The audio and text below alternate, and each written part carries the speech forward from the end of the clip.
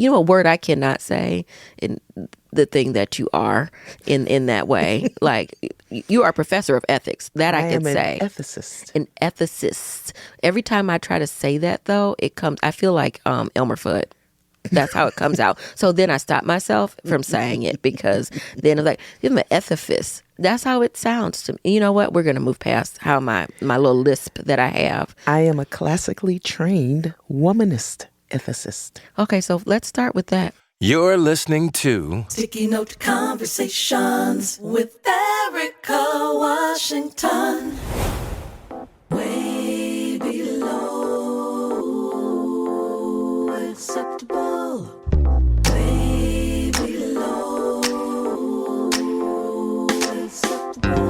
On this week's episode. So we have to look at the people, the populace, who said, this is what we want. Now, some of those people are saying, well, wait a minute, that's not quite what we wanted. We thought you were going to get rid of the, quote, bad people. But what they didn't expect or anticipate was that they were talking about some of you. Way below acceptable.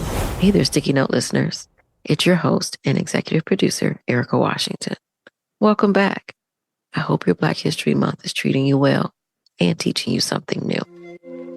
As always, I'm so grateful to be here with you as we continue our journey into 2026 and season 3 of Sticky Note Conversations. 2026 has brought continued political agitation in the United States. I mean, even a football halftime show is politically divisive. But the contention is not just red versus blue or right versus left. The tension is deeper, historic, and it requires each of us individually to really think about whether we know the difference between right and wrong. Dr. Toni Bond, a scholar, author, and ethics professor, and one of my dearest friends, sat down with me to chat about the ethics of our current government and the moral compass of our country. As you listen to the conversation, ask yourself, how is your character showing up right now? What principles are you upholding? And do they protect your neighbors as well as the person you purchase your lunch from? I keep wondering, how do we calibrate and synchronize our moral compass and look past what we need as individuals to how we live and thrive as a community? No amount of success matters if our neighbors are suffering. Our tired, huddled masses are still yearning to breathe free. Thank you for listening. And I hope you enjoyed today's conversation as much as we did. And welcome back to another episode of Sticky Note Conversations. I am your host, Erika Washington. And today, I am bringing back a very special guest, the Dr. Toni Bond, because we were recently having a conversation about ethics, because she's an a word I cannot say in the thing that you are in that way. Like, you are a professor of ethics. That I can say. An ethicist. An ethicist. Every time I try to say that, though, I feel like Elmer Fudd. That's how it comes out. So then I stop myself from saying it, because then I'm like, I'm an ethicist. That's how it sounds to me. We're going to move past how my little lisp that I have. I am a classically trained womanist ethicist. Google defines ethics as the rules of conduct provided by external sources, professions, society, or organizations, governing what is right or wrong. It's the Robert Rules of Order, or the bylaws of the community, if you will. While morals are individuals' internal personal principles regarding right and wrong, ethics are social, consistent, and situation-specific, whereas morals are subjective, personal, and influence individual character. Okay, so let's start with that. What is that, Dr. Toni Bond? What is a womanist ethicist? See, there I go again. Well, more importantly, a classically trained womanist ethicist. Being classically trained in ethics means that I have an understanding of the classical thinkers in ethics, who are all white men, all old dead white men. Immanuel Kant, Aristotle, Mills, Bentham, means that I have an understanding of what we call normative ethical approaches.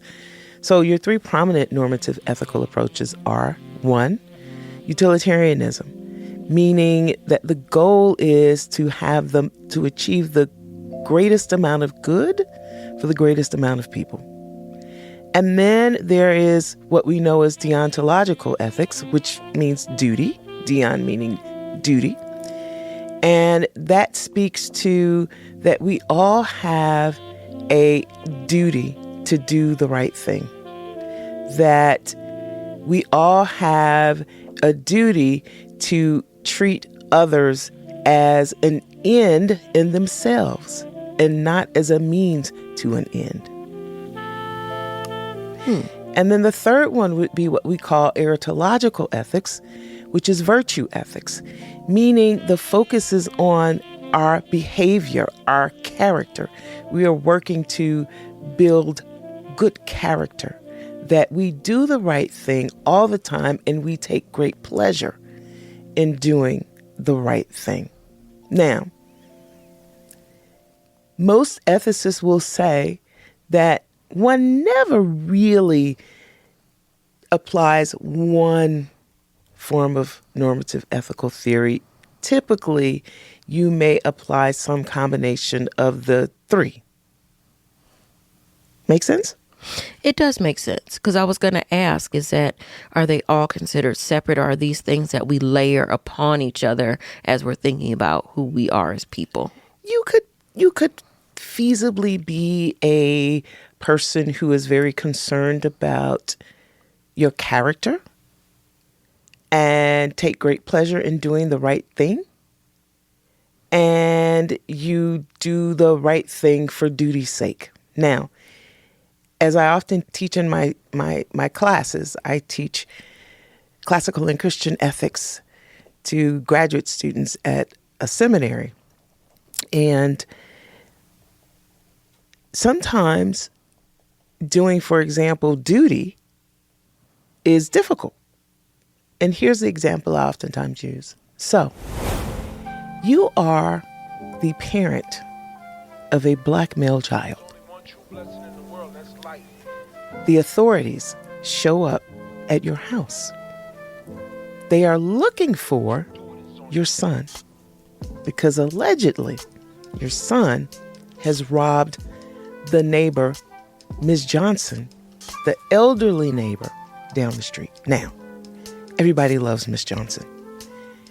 She always gives out the best candy during Halloween. She baked good sweet potato pies. She bakes great sweet potato pies. Okay. She will watch the children for the neighbors. She's just an all-around good person. Mm-hmm. Your son is alleged to have robbed Ms. Johnson in the middle of the night. Mm-hmm. Now, your son is in the basement. You know this. And you know your son. He probably did it. You know he's been bad. He did it. Mm-hmm. When the authorities show up, do you tell the authorities that your son is downstairs, or do you lie? Now, deontological ethics, Immanuel Kant would say one should never lie. You should always tell the truth no matter what, because you have a duty to tell the truth. And that duty applies even if the outcome is good or bad, because you're not concerned with the outcome. You are concerned with your action, your duty for duty's sake. Most of my students always say they're not going to turn their son in. Mm-hmm. They are going to lie. And then I say, well, let's take this a step further. Ms. Johnson, in the process of being robbed, fell down the steps and broke her ankle. And she's partially blind. And she has a seeing eye dog, and the dog got out and ran away. Lord. So now we got a country song. Do you still lie about your son? Because then it's a question of, for me, when I think about that, what is the cost of me telling the truth of my son possibly going to prison, and what all comes from that, and what's on their record, and would they even be rehabilitated, because prison doesn't really rehabilitate, but also it doesn't heal Miss Johnson's broken ankle or bring the dog back either. Well, I could go get the dog. I could go get her another dog and take care of her, because then I feel bad. So then I'm going to go over there and make her food and do all her errands. And you sound like my students. Oh, see. So I say, yes, you could do all of that. But ethics is also about justice and the common good and respect for humanity. So when Miss Johnson was robbed, there clearly was a lack of respect for her humanity. How does Miss Johnson then receive justice? What is justice? Is prison justice? Some would say no. Many would say no. And still, I ask, the focus you're placing on, and rightfully so, your son. But the focus is on your son. And not on Miss Johnson. And not on Miss Johnson. Well, I was going to say, do I go ask Miss Johnson, be like, I really think my son did this. I know he did this. What would you like to have happen? Do you want to turn him in? Or do you want me to make him come down here and repaint your house and mow the lawn for the next 5 years or whatever it is? But now we're talking about those tangible things. The intangible thing is that Ms. Johnson was violated. Yeah. That you can't replace with tangible things. So when we think about justice, right, how do you make that person whole? And not materially, but how does that individual be made whole? But does that come from asking them? Could. And letting them decide what it is they feel like they need? And if Ms. Johnson should say, lock them up, that would make me feel whole. What do you do? And so I think this is what ethics is oftentimes demonstrative of, that at any given moment we are all confronted with moral dilemmas. And every day we have to figure out the right thing to do.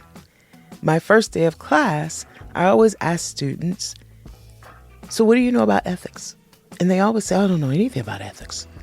And I say, of course you do. You made the decision to come to class today. You could have decided not to, but would that have been ethical? You're getting financial aid scholarship to come to class, and you decide not to. Is that ethical? You're listening to Sticky Note Conversations with Erika Washington. When I think about ethics, because I probably would answer the same way. What do I know about ethics? Like, besides, like, is it just right versus wrong? And is it a personal? Is it more personal than it is, community in that way? And it's like, what do I consider right and wrong? Because those feel intangible sometimes. It's like, well, what does it mean to be right? What does it mean to be wrong? What's good and what's bad? It's kind of an esoteric thing to think about. Right. So I teach Christian ethics as well. Classical ethics, Christian ethics, womanist, feminist ethics. So it's like, what would Jesus do? It's a little more than what would Jesus do. So when we talk about ethics that looks at what biblical text says or advises we should do, we're now in the realm of what we call theological ethics. So we are looking at not just what would Jesus do, but where there's specific instruction within the text. And we can look at the 10 Commandments. Thou shalt not kill. Thou shalt not steal. Thou shalt not commit adultery. Things like that. And then also we're looking at the Second Testament of the Bible, where we're looking at examples of how we should treat each other through various stories, namely Jesus' Sermon on the Mount.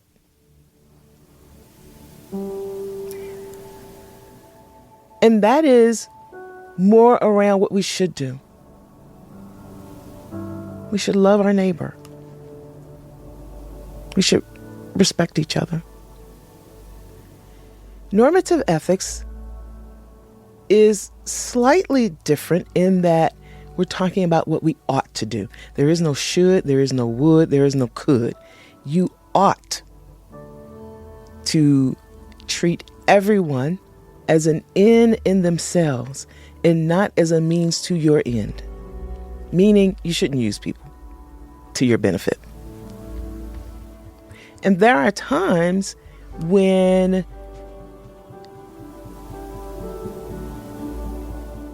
choosing the outcome that will have the greatest good for the greatest number of people is the best option. And there are times when we want to be good people. We want to exhibit good character because good character can lead to what we call eudaimonia, which means human flourishing or the good life, as defined by Aristotle. So I'm that nerdy girl who enjoys reading about Aristotle and Kant and Nietzsche and folk like that. Yes. At some point, I want to know what made you decide to get into ethics besides you like, oh, I'm just nerdy and I was reading this and it sounds cool, but now I want to get a doctorate in it. But first, like when we start talking about ethics and you mentioned what we ought to do, mm-hmm.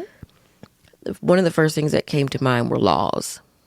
So folks bring up a lot of times that we shouldn't break the law. We shouldn't break the law. We got to follow the law. And if we follow the law, the right outcome will happen. But also knowing that at different points in time, we've had laws that made us as Black people inhuman. We've had laws that didn't allow for interracial relationships or same-sex relationships. These things were actually breaking the law. Like to be in a homosexual relationship was illegal in many places for a long time. So for someone who loves someone who is of the same sex or gender, and it was then illegal to do, like where does ethics come in there? Because it's against the law.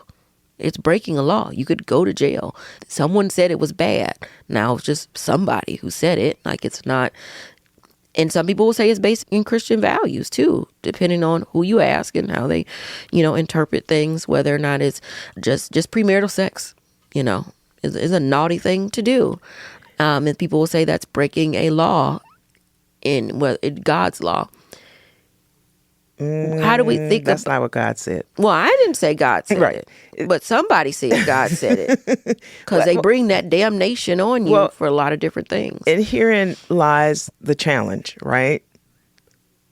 And let's just stay on the topic of human sexuality. Mm-hmm. People say that the Bible says a lot of things. What the Bible says and your understanding of what the Bible says is dependent upon a number of things. What version of the Bible are you reading? Are you reading the King James Version, which King James wrote to benefit him and his laws and his leadership? Are you reading more of a study Bible? Are you reading the Bible with what's known as a commentary to help you understand not just what the Bible literally says, but we have to read the biblical text through a lens and with an understanding of what we say looking behind the text, meaning what was happening then? Looking within the text, what's happening now? And looking in front of the text. So you have to have an understanding of what the political climate was, what was happening politically during the time that text was written. That The Bible is this wonderful book of prose and stories and poems that were written during a particular time in history by a particular peoples. And they were documenting what they understood to be the word and divine direction of their God during a particular moment in time. People say that the Bible speaks against sex. That couldn't be further from the truth. If we look at, for example, in the First Testament, the Songs of Solomon, that is a text that is all about two lovers talking about the beauty of one another's bodies. The man talks about the woman's breast and thighs and hair and eyes and lips. And they're talking about being intimate with one another in very sensual ways. The Bible is full of stories about sex. If we look at the story of David and Bathsheba, and David looking lasciviously each night as Bathsheba was taking her bath. He was looking at another man's wife. Peeping Tom. Right. There's stories about rape, incest. We can look at the story of even the birth of Jesus in the Second Testament. The text goes like this, and I'm paraphrasing. Mm-hmm. The angel came to Mary, because Jesus' parents were Mary and Joseph. The angel came to Mary and said, listen, God has identified you to be the chosen one to bring forth the Savior. And Mary said, come again? I'm going to be pregnant. I'm a teenager. I can't do that. Right? I don't have a job. I'm not married. What kind of provision is going to be made for my child? Right? This is my story. Right. This is through my womanist lens. Mm-hmm. So I get to add all of this, right? Got me out here looking some kind of way. Right, right. And so she pushed back. And the angel assured her, nope, it's going to be good. God's got this. You're going to be good. Jesus, your son, his name's going to be Jesus. He's going to be good too. Trust the process. Trust the process. So there's some back and forth. And at some point, Mary said, if it is God's will, that is consent. She said, okay. Now, when Jesus was born, there's nothing in the text. We hear about Jesus in the manger and blah, blah, blah, blah. If you notice, there's a whole section that's skipped over about labor and delivery. So we can only assume that there was no C-section. There was nothing miraculous about the delivery. We must then assume that Jesus' birth was your natural garden variety vaginal birth. Now, I often ask my students, just sit with that. The significance of the birth of the Savior, the Word of God becoming flesh through a woman's vagina. Imagine that. Didn't say we were going to have the Word become flesh through a man's penis or his butthole or anything like that. Nope. Through a woman. And the Word is going to pass through the woman's vagina, the birth canal. That's huge. Because we're the givers of life. But more than that, not only are we the givers of life, but we have been entrusted by a divine power to not just give life, and to bring forth his will, but to care for, house, and nurture that life, which means that we get some choices in that. Now, here's what we don't know. What if Mary had said no? We don't know what would happen. But my point is, she said, if it's God's will, she said, okay. She could have said no. Well, she might not have been the first one that was asked. See, we don't know. That's true. And I think to that point, it makes me think about why was that skipped over? The birth. Like it just goes, it sort of fades to black, and then you come back and there's a baby and everybody's bringing them gifts and all that, but we skip all the gory parts of how birth happens. And it feels like there's on purpose in that way, because it's, on one hand, some people say it's mysterious. On the other hand, it's just that it's dirty or it's gory, whatever all of that is, because can't imagine that she went through any sort of pain in order for Jesus to be born, that he was born of nothing. Keep in mind that the version of the biblical text that we have now, in the words of the great Michael Eric Dyson, is a copy of a copy of a copy of a copy of a copy of a copy of a copy of a copy, and then some. Mm-hmm. And the Bible was written, keep in mind, by scribes who are taking notes, right? Translating, interpreting what they heard. Some of them may have been riding on the back of a donkey and thought, they heard when what they really meant was you. Mm-hmm. I mean, we can even look at places in the text, not to, probably shouldn't do this, but hey, might as well. We're here. Roll. If we look at the book of Exodus, which in the Black community, that's a text that is very meaningful of us, because it talks about having that Exodus moment of liberation and freedom, right? God's chosen people being led to freedom and liberation. Very interesting point about the book of Exodus. Everyone says that the book of Exodus was written by Moses. Now, at the very end of the book, it talks about Moses' death. How could Moses have written the book? Well, there's that. We have to read the text with our eyes open. But many people don't even really read the Bible. I mean, they read it, but their interpretation is based upon what their pastor may have told them it says. I mean, if you think Moses wrote the book of Exodus, more power to you. But when I read and I go to the very end and it says he died, and I'm thinking, well, yeah, now that would be a little difficult for him to have written the book of Exodus. Mm-hmm. He was dead.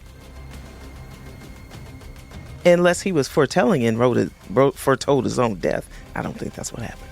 Mm-hmm. So, thinking about the Bible from that way, which is honestly not that far off on how I have perceived the Bible as being I've always thought about it as being a book of stories and parables and anecdotal things that are meant to help guide us to think about whatever it is we're going through, whatever it is going on in life, and maybe offer some guidance, but also it depends on where you are in life. Like if you read it in your 20s versus your 40s versus your 60s, you see life differently. So you might see that text differently. And if certain pastors are reading it and interpreting for their congregation, it's based off of their life experience, because that's all we ever have is really our life experience and that lens to look through things, which is, I guess, maybe how we get to all these different interpretations and these ideas around, like, this is what God said and this is what he meant, but it's all a little bit loose. But at the same time, knowing that there are also people who really interpret it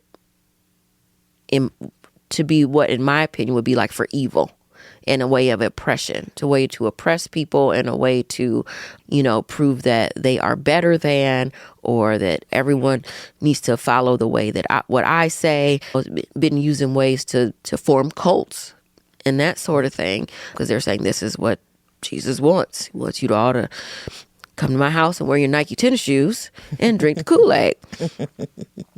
And so there's no question that many have used the Bible, have weaponized the Bible to oppress various populations. I mean, the enslavement, we can look to how slave owners used the Bible. And they would only give them pieces of the Bible. To enslave Black people. Absolutely.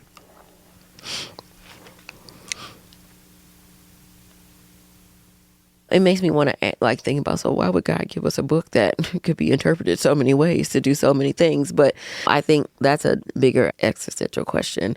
And yeah, you're moving closely to the terrain of what we call in theological circles the problem of evil.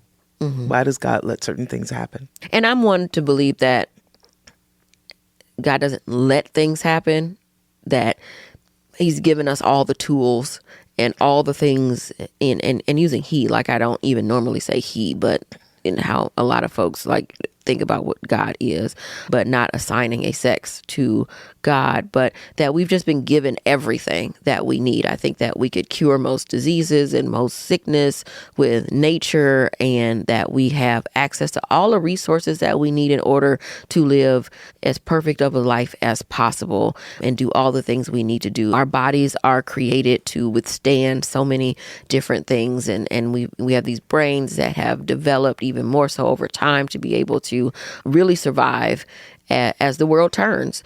So I look at it as not so much that God lets anything happen, but that we have free will to roam around and do whatever. And when we roam around and do dumb stuff, that's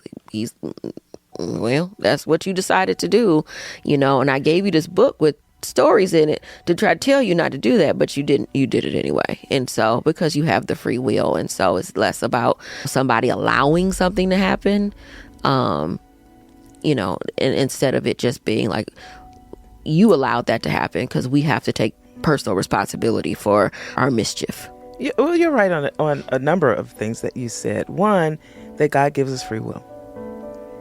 And also that God is neither male nor female. Mm-hmm. God just is. Because if you could assign a gender to God, then that would mean God is finite. And God is infinite. And that we are given at any given time choices. We can choose to do certain things. We can choose to do the right thing ethically. And there's a field of theology called process theology, which I probably a bit of a process, lean more towards process theology, that in God giving us a menu of choices, God is always nudging us to do the right thing. God doesn't make us do anything.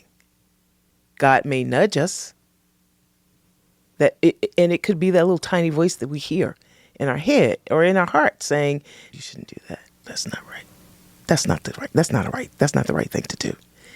That's the voice of God nudging us. Because the other piece to this is something called natural law, which basically says that we inherently know the right thing to do. Because we have all been endowed with the ability to engage in human reasoning. And so we know the right thing to do. We just choose to do the wrong thing. Because it's fun. Well, I don't know about that, but also that there are most process theologians who would say that when we talk about the problem of evil, right, that as humanity is suffering, God is suffering along with us. God is sad too. If we think even about this current political moment. Some may say, why is God allowing that to happen? Well, God is not making this happen. These are humans who have decided to treat people in certain ways. And if God is giving us free will and gives us a menu, a plethora of choices from which to choose, could it not be possible that God is suffering along with those who suffer too? Just a different way to think about it. I think that's an interesting way, in which to think about it. I mean, and I also think if God is infinite, assigning suffering to God, like as an emotion, I guess. It's like assigning emotions to God. Like, is that appropriate to even do? Or is it because it's such a big entity, such a big idea, the idea of God, like we do these things so that we can make sense of it in our brain of like, what is God? What does it mean to be faithful to this spirit that we cannot see, that we can only feel and have faith that is there, that we have to assign it a sex, we have to assign it as, to have feelings and to make it small enough for it to fit inside of our brains to even try to understand like what possibly God could be. But I think that it's so much more than all of that, that there isn't really actual words or even thoughts or feelings that is enough to even grasp hold of like what God actually is. And however you describe the deity, whether it's multiple gods or if it's Allah, or however folks hold on to that we have to subscribe to something so that it feels sort of tangible to us. Yeah. Well, the concept of feelings and emotions had to have come from somewhere. Mm. In the First Testament, in the book of Genesis, at the very beginning, it says, "Let us make man in our own image." The question becomes, who is the us? And if man is made in the image of God, can God be displeased? Can God suffer with those who are suffering? With the oppressed? Just questions that we may never be able to answer, but questions nonetheless that push us to think about how we treat each other and whether we are treating each other in ethical ways. The laws and policies that we pass, are they ethical? Helping us to figure out how to deal with various moral dilemmas. You're listening to Sticky Note Conversations with Erika Washington. Hi, my name is Aaron Ford. Hi, my name is Nina Nova. Hi, I'm Lori Lee. And you're listening to Sticky Note Conversations with Erika Washington. Hey y'all, I'm Erika Washington. And so what happened was we were not clear enough that when that Brown versus Board of Education decision was enacted, yeah, we'll let your kids come to school. But you know what we did not do was peel back the layers of all of those things. When Black people win, when that win trickles all the way down to Black folks, everybody gets a piece of that pie. I am so shocked by the system. And why aren't you screaming like your hair is on fire? The clarity was, I'm running for governor. The trepidation was, oh boy, I'm running for governor. Think about it. If our founding documents all say that we're a more perfect union, that we are always striving towards a more perfect union, then we should do that. The Sticky Notes is for anyone who enjoys a good conversation. Sticky Note Conversations with Erika Washington.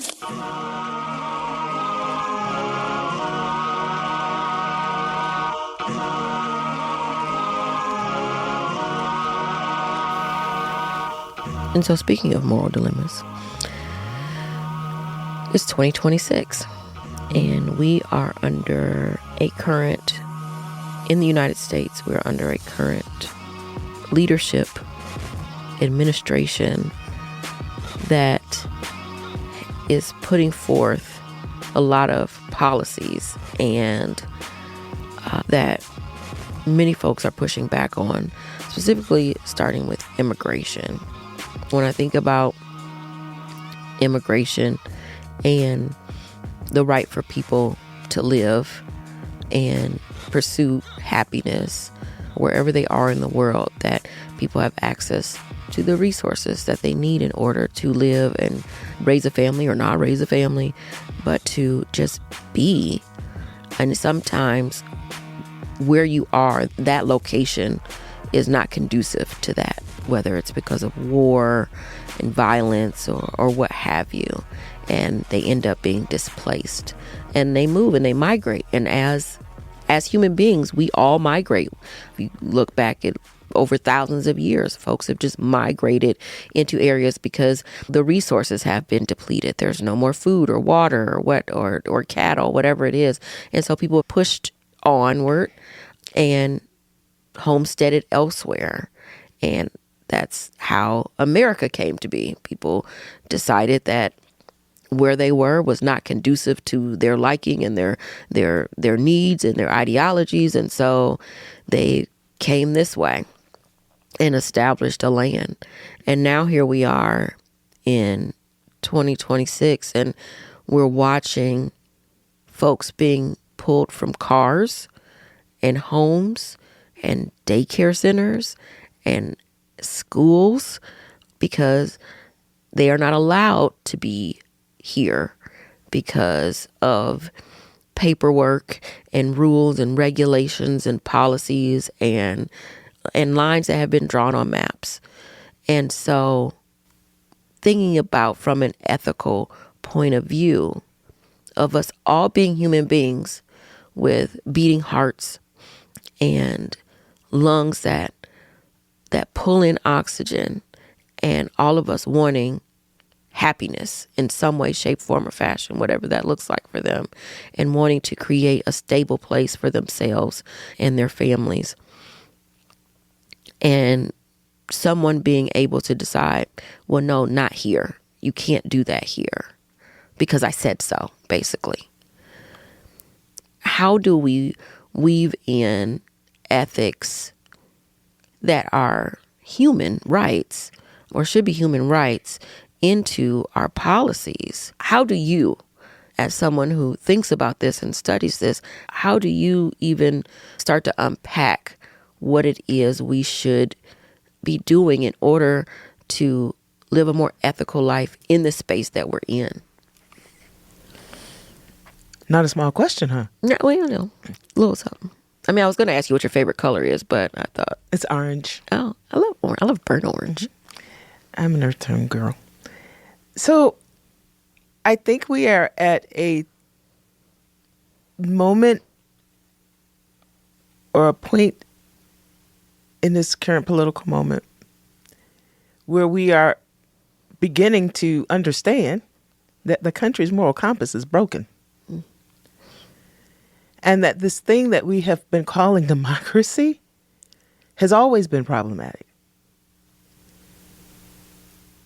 The founding fathers of this country were white men, many of whom owned slaves, enslaved black people, to help build this economy that we all call a democracy now, that we call the U.S.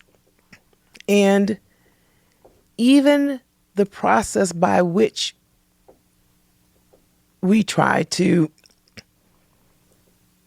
have some accountability through this thing we call the U.S. Constitution, utilizing legislation and the court system, were all processes that were created by white men who had no love for people of color. Women thought women were subordinate, thought Black people were inhuman. We're very comfortable with stealing the land from Native and Indigenous people.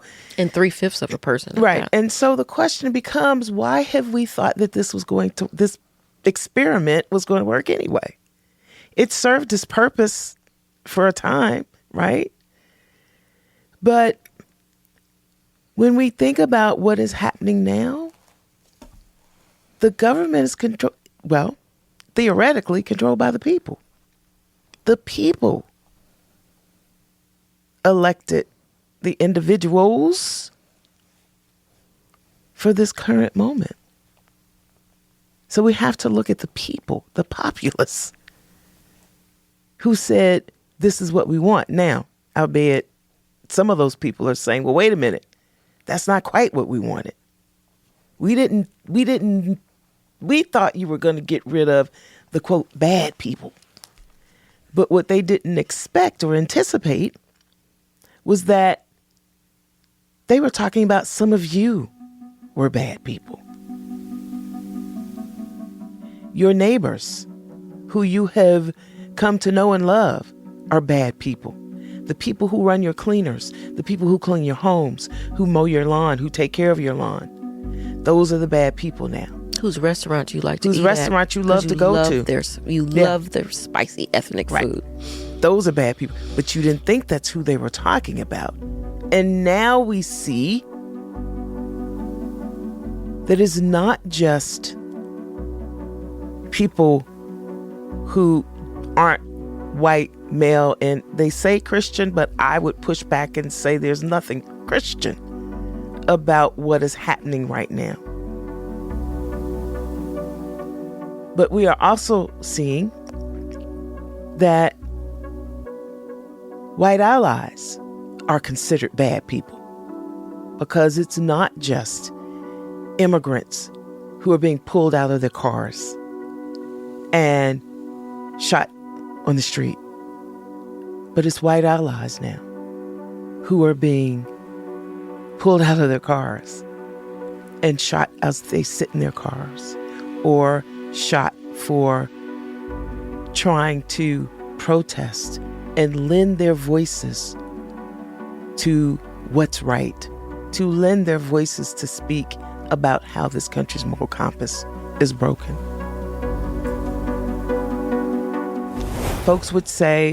Many folks say, well, we have to vote. Yes. My ancestors fought and died for the right for me to vote. My Black ancestors did.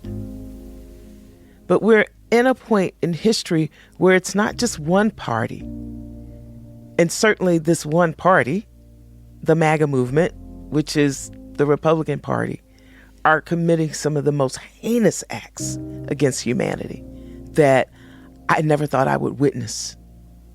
But as I think about the Democratic Party too, I am questioning, what are we doing? When are you all going to say enough is enough?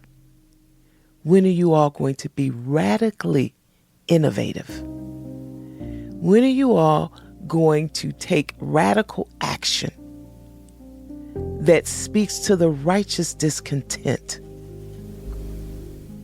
that people of color feel now and have felt historically? And I think we're at a point where we need to begin to talk about,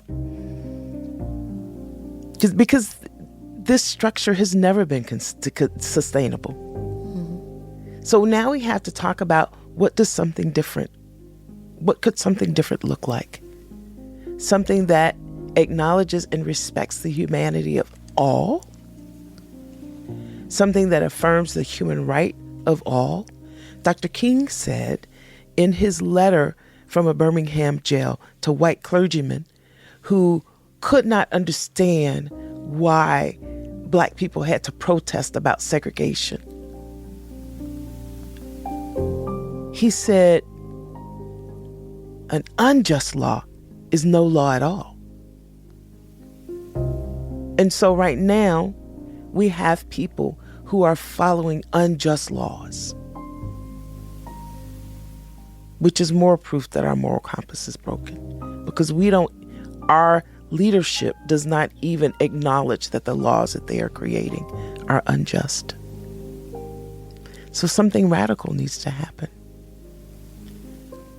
And I strongly believe that we have to look within. We have to now look to how do we care for each other in ways that we have never thought about caring for each other.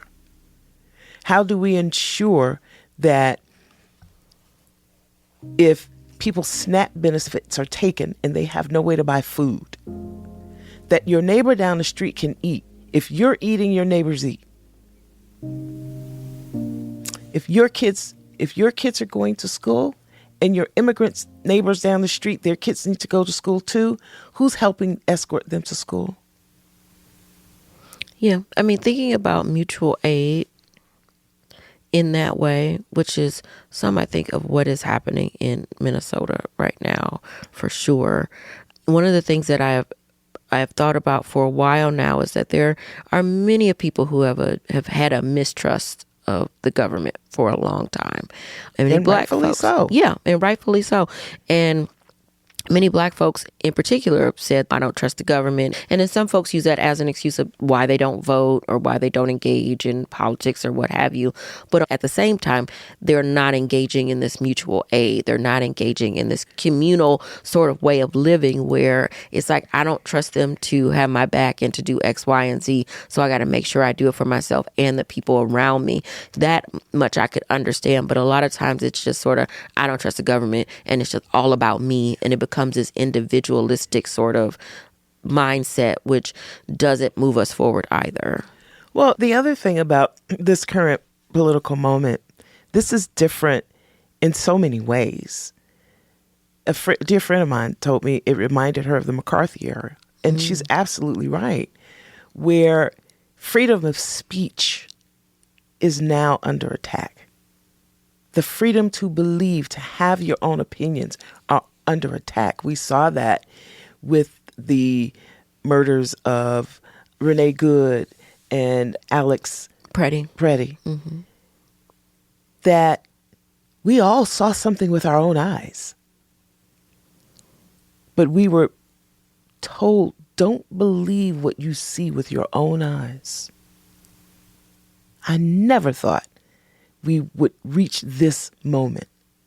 And so what I think folk like you and I, who are activists, who are scholars, we are called to engage in courageous activism, because our very speech, our very thoughts could cost us our lives.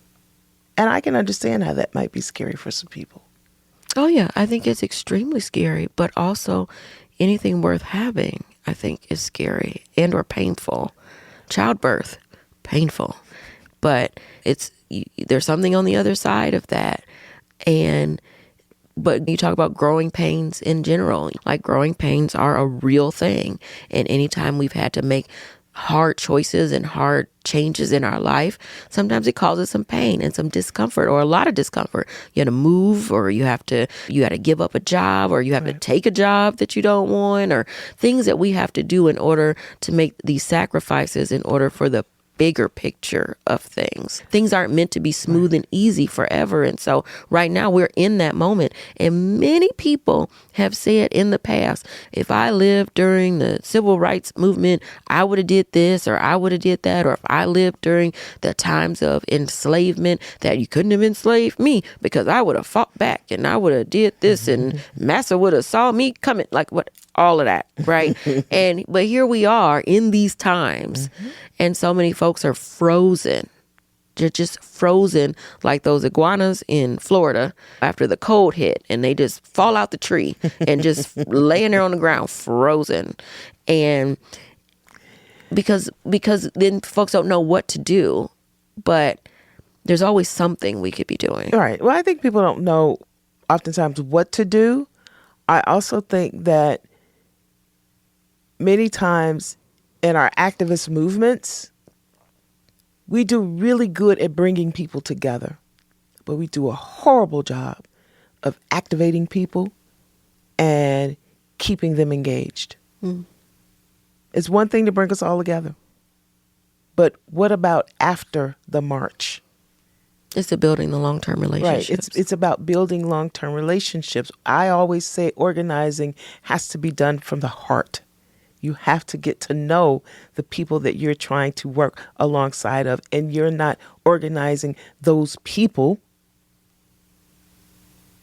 You are organizing to stand side by side, to work together, to create this world that we can imagine of justice. I think that's the other mistake that we make. We are so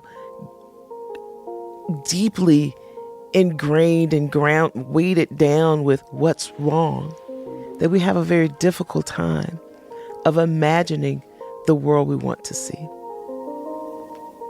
Well, and I'd also say that many of us in this work, or many people I've seen in this work, actually don't really know what it means to organize, or they're not really organizing. What they're doing is electoral work. People are making sure people go out to vote, because that's when you will get an influx of money to come into many organizations that will to persuade and to educate people on and to get them to the polls. It's all about GOTV and getting people to the polls to vote. Organizing is so much more than that, and it's deeper than that, and it really, for the most part, has nothing to do with electoral politics. It has to do with building community, and it has to do with finding out what community needs and then working together to make that happen, whatever that looks like, whether it's through voting or it's through other actionable things. And so because so much money and so much time has been invested in electoral politics and not money invested in community activism and in community education and in showing folks and giving people the tools and the resources to have these mutual aid sort of pipelines that we could connect with each other, and not just folks in Las Vegas or in LA or in Minneapolis, but all of us together, that mutual aid will cross state lines into wherever it's needed, so that we all have the things that we need to live in the world that we dream of. Absolutely.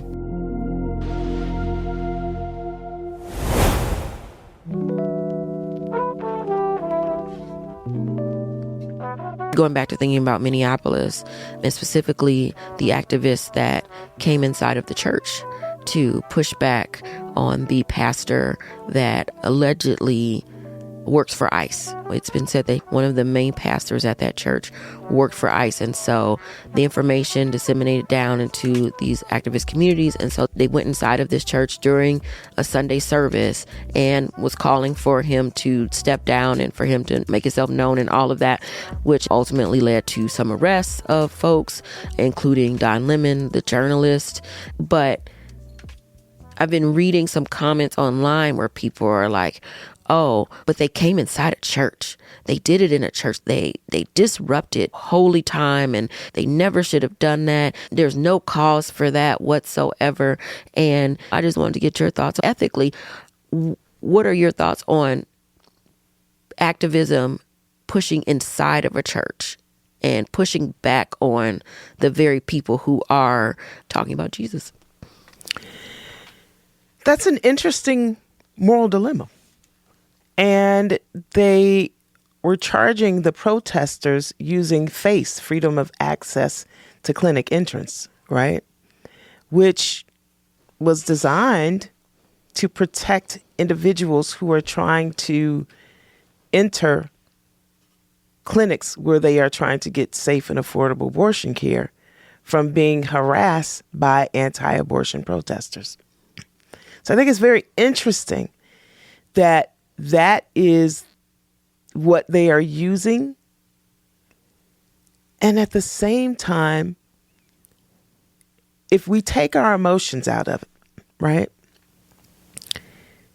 We don't want people who are trying to go to the clinic for care to be precluded from entering the clinic.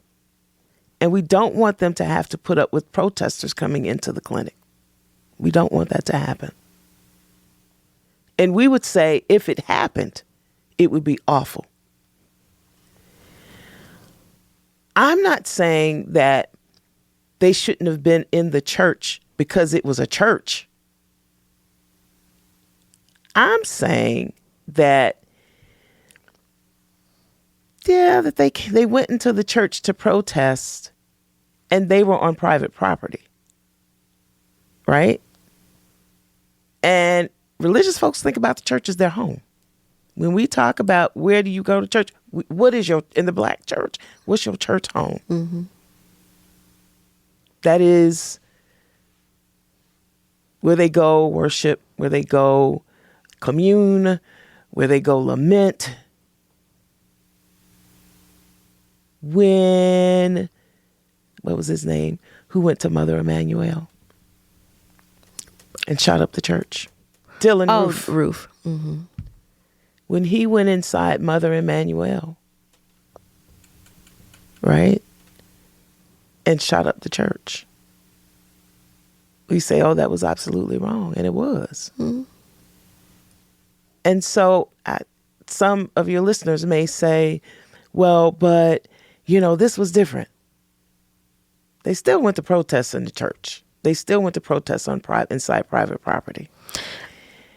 And I would be one of those people because I think most property is private. Yeah. So, I mean, there's that piece of it. But also, if the pastor is a part of the problem of ICE Mm-hmm. and these illegal detentions that are happening, or morally wrong detentions that are happening to folks, and you're hiding behind a pulpit of some sort.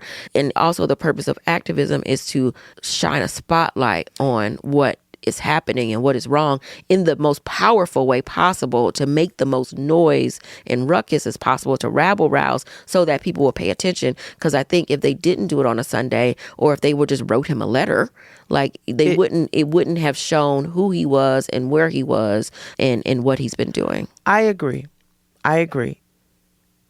But my and I want to counter with this. And could not they have protested outside of the church? And I don't think I'm necessarily saying they were right or wrong. I'm just saying, as we think about our organizing tactics, right? Are we going to say that it is okay for ICE proponents to go inside a Black church that is progressive and disrupt service? Are we going to be okay with that? Ethically, you can't have it both ways. You can't, on the one hand, say that it was ethical to go into the church and protest this pastor who is connected to ICE. That's ethical. And then in the same breath say, if ICE supporters go into a progressive church and disrupt service, and now say, that's wrong. You can't have it both ways. I agree. I think there aren't any rules anymore, because you're already going inside of people's businesses, and you're going inside of schools and daycares and all of that. You've already crossed the line. Like the line doesn't exist anymore. And so I don't know that then do we play by the rules and then they don't? So the Kantian ethicist in me would say that we are never supposed to use others as a means to our own end. Hmm. Now, I wonder what the picture would have looked like to organize protest every Sunday out front of that church. Every Sunday. And to hold press conferences outside of that church every Sunday. And not just Sunday, but Bible study night too, which is typically Tuesday or Wednesday, sometimes Thursday.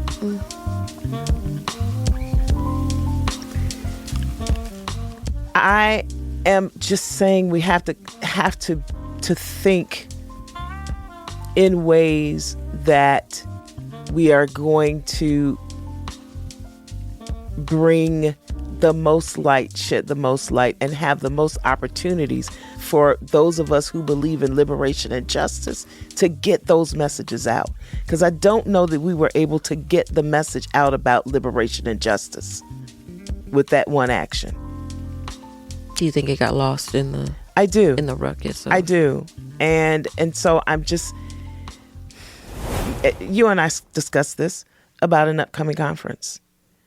And someone that we know is going to be talking about a certain topic, the anti-abortion movement, Black anti-abortion movement, and